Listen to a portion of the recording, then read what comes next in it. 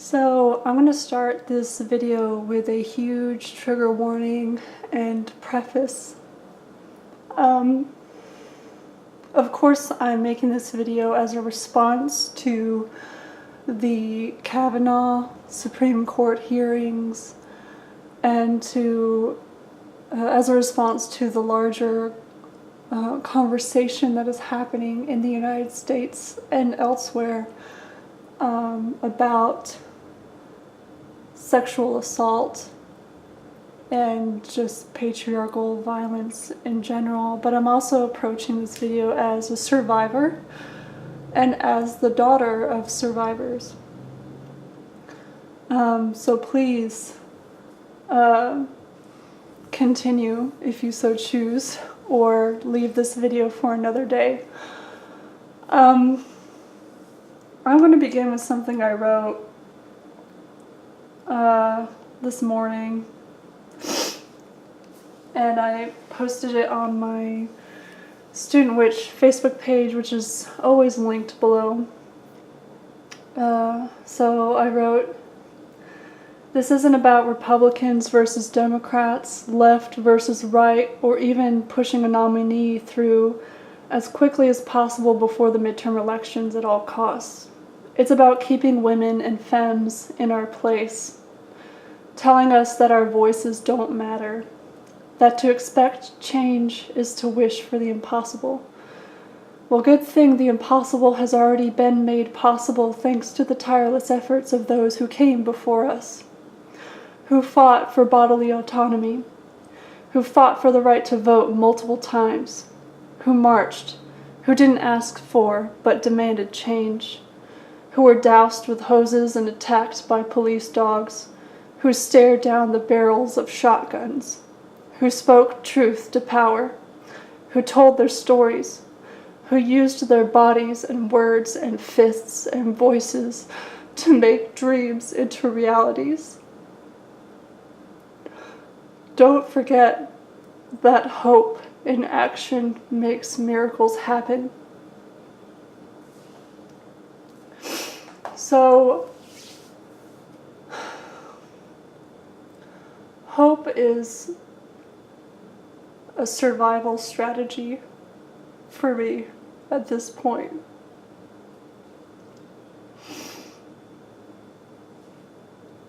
And I think it is for a lot of us, but it's also hard to find.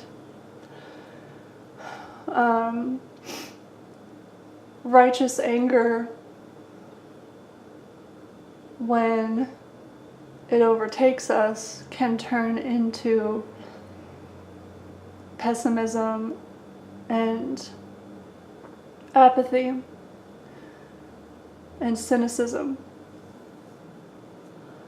And since I'm just about a few pages away from finishing my prospectus, and since my whole fucking dissertation is about the relationship between apocalypse and utopianism, specifically queer utopianism, and how that can teach us to queer our notion of apocalypse in order to approach and learn from history and colonialism and the legacies of colonialism that we are still living with to this day, in the form of systemic oppression, right? White supremacy, racism, settler colonialism, capitalism, and of course patriarchy and misogyny. And so I'm leaning heavily on the notion of queer utopianism. And for those who aren't familiar, queer utopianism is basically an argument in favor of the pedagogical value of utopia. That utopia can be used as a diagnostic tool to diagnose the problems of the present moment by looking to both the past and the future, to see beyond the quagmire of the present. And I'm paraphrasing the words of My favorite queer utopian theorist, Jose Esteban Munoz, may he rest in power. But to look to both the past and the future for hope, we have to queer our notion of time.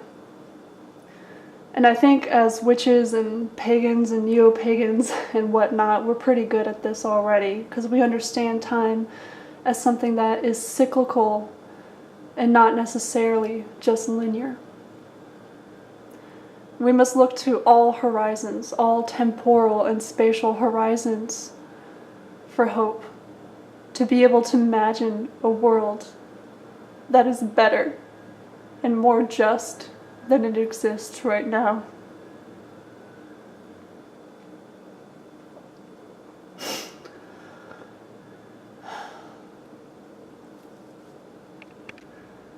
And so I look to the past for hope in imagining the future. I look to the efforts of those who came before me. I look to the efforts of those upon whose shoulders I stand.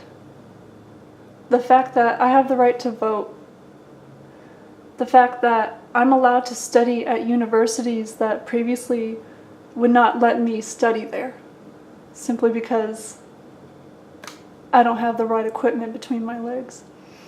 The fact that I can hold public office. The fact that I can divorce my partner if he becomes abusive. The fact that I have access to reproductive health care for the moment, at least. These are all accomplishments that people paid for with their blood, sweat, tears, and even their lives. People who came before me.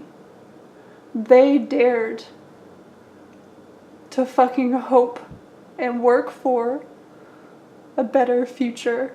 And if we're going to do them justice, we need to do the same. Now I understand the need to rest, to take a break, to disconnect, and even the need for escapism.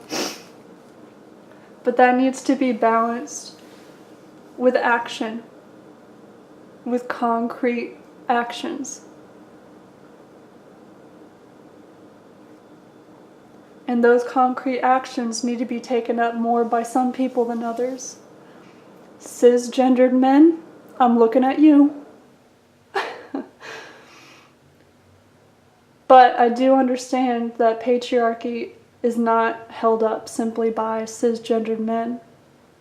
Patriarchy as a form of systemic oppression depends on the majority of people, no matter their gender, no matter their sexual orientation, no matter their background, to hold it up.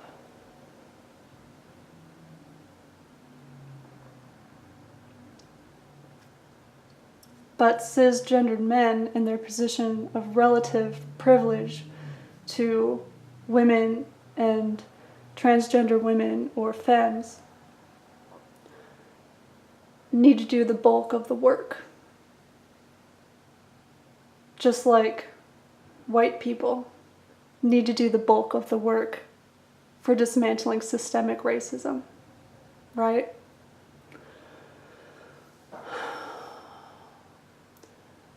And so, to find hope, to work for justice in whichever small or big ways that we can,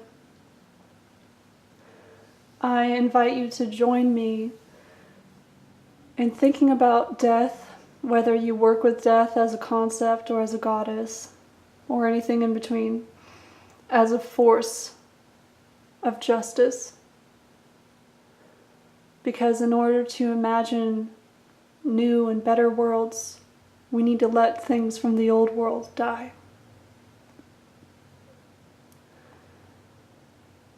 Endings and new beginnings, death and rebirth, entropy, destruction that makes way for new creations.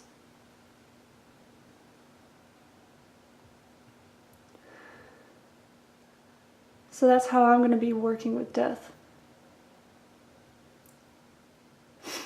this month. The month of death, October, right? the month of Samhain, the month where we look to our ancestors for strength,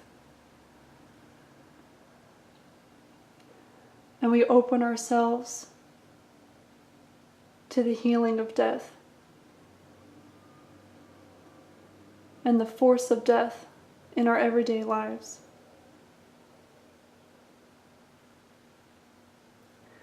Look to the past and the future for hope. Don't get stuck in the present moment. And so I'm going to close with a prayer that I wrote and I actually say to myself every fucking morning. I've included the words to this prayer in the description box below. I, of course, work with, let me show you her, Momma Creatrix, as I call her, because she's so old we don't remember her name. That is my matron, my force of chaos and potentiality. But if you work with a different goddess or entity or concept or idea, you can, adapt this prayer to match your own beliefs and needs. But this is a prayer of self-love, but it's also a prayer to remind you of your power and the responsibilities you have in wielding and using and controlling that power.